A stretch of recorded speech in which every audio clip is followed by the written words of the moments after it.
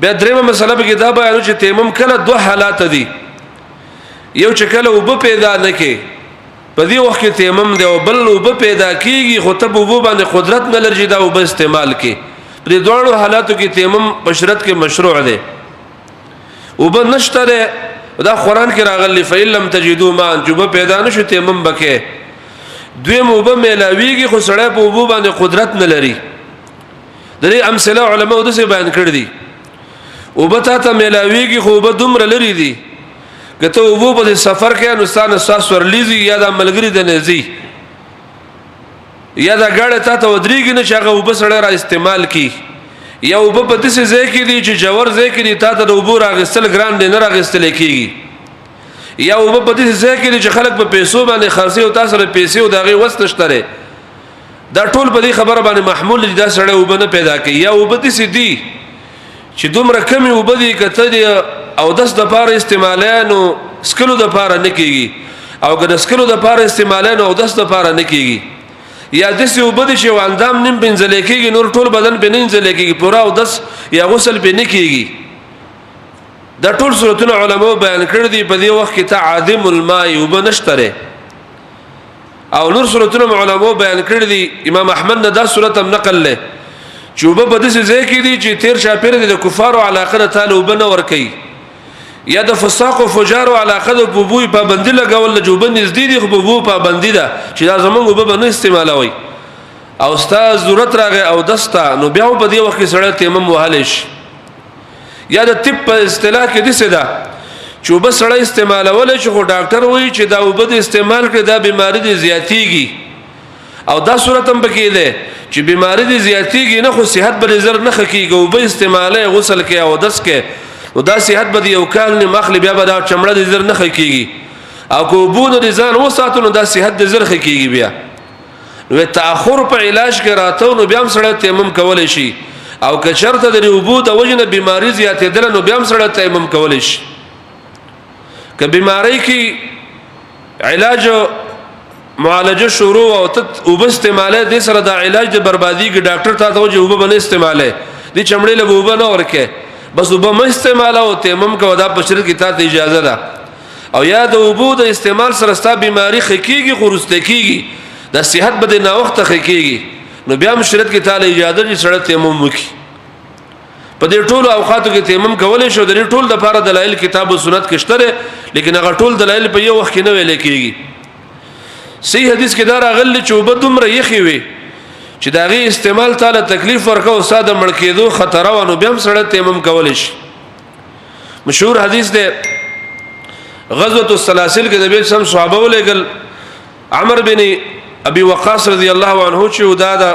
صحابه کرامو مشرو دا وی چې ماته جنابت حائل شو او ما ملګرو ته پوښتنه وکړه بهرال ما خپل اجتهاد د سې کو جوبر ډیر یې خوي سختي او موږ سره د تودولو پروګرام نو ما تیمم وکړو. بیا د جمع ټیم چې راغی ملګرو له جمع وکړه په دې تیمم کې ملګرو له ما جمع وکړه ودا غزنه موږ رالو واپس چې کور ته راورسېدو. فلما ذکروا لرسول الله صلی الله علیه وسلم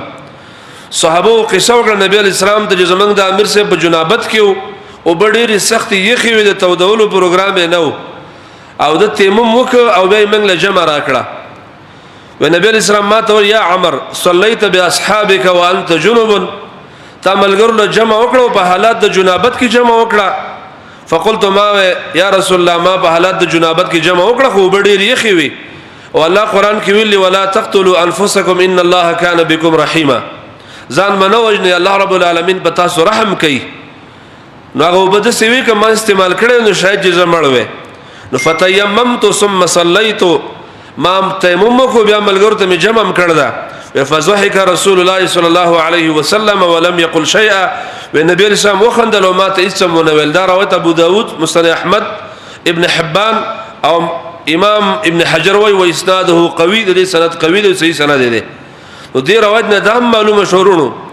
چې کله یو سړی کمزور دی یا عام نو جوان سړی دی په دسه وطن کې اوسېږي چلته وبو د ګرمولو تنظیم فلحال نشته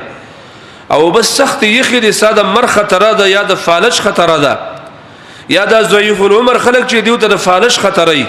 نو په شریعت کې دا خبره شته چې دا سړی د تیمم وکي او دا وبد نه استعمالي قران او حدیث کې د دې مثال شته فتقوا الله ما استطعتم دائم مثال لا يكلف الله نفسا الا وسعها دائم مثال فاذا امرتكم بشيء فاتوا منه ما استطعتم دائم مثال او د حدیث کې دا صریح مثال راغلی دی نو په دې حالاتو کې مسله تیمم وهله شي قران او سنت کې د دې لپاره مثالونه شته اخیری مسله دا ده چې تیمم د لپاره یو دخول د وخت لازم دی چې وخت کله داخل شو په دې وخت کې بسړه د تیمم پروګرام کوي د دخول له وخت د مخکې بسړه تیمم نه وای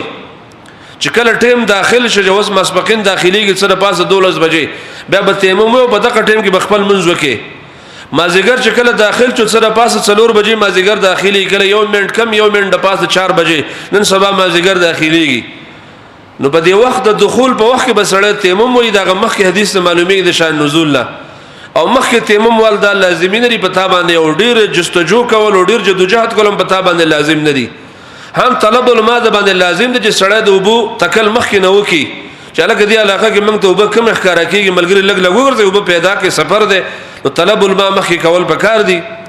هغه د فقها او تعمقات ضرورت نشته چې سړی د مليونو منډه وي او بیا د لیندي گزار دی وکي دا ډیر قصې دی په کتابونو کې د ضرورت نشته د وس متعلق او د عرف مطابق بسړی طلب الماء کی چې وب پیدا کی چې نه پیدا کی کوی پیدا کی څو گاونډیان پیدا کی دغه ونو بر واخلی خو چې پیدا نشوي نو ته فإن لم تجدوا ما کې داخلي کتاب او سنت کې دا مسله راغله بل خبر اخرنی په تیمم باندې ټول کارونه کیږي چې کم په وداسه باندې کیږي په جنازه او په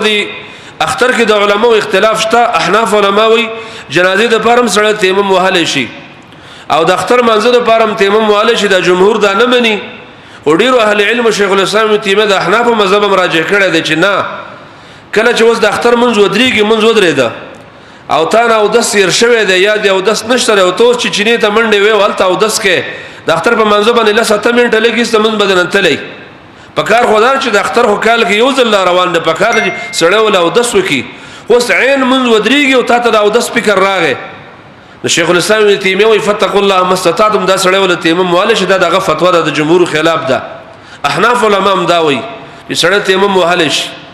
او احناف علماء دې قیدونه لګی چې هغه سړی به تیمم وای جنازه کې په اختر کې چې په جنازه کې چې هغه د مړي وارث نه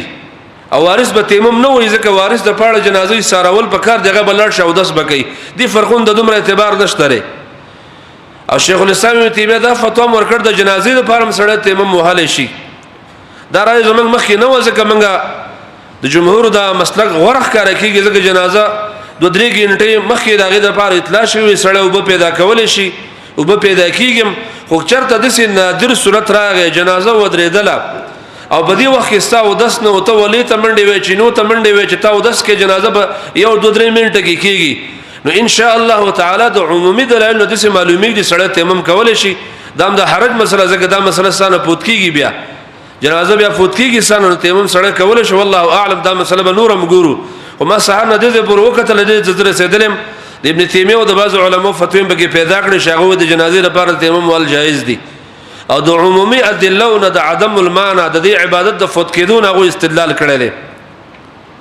چې دا استدلال ابن حزم په محله کې او بل نور کتابونو کې هم کړی دی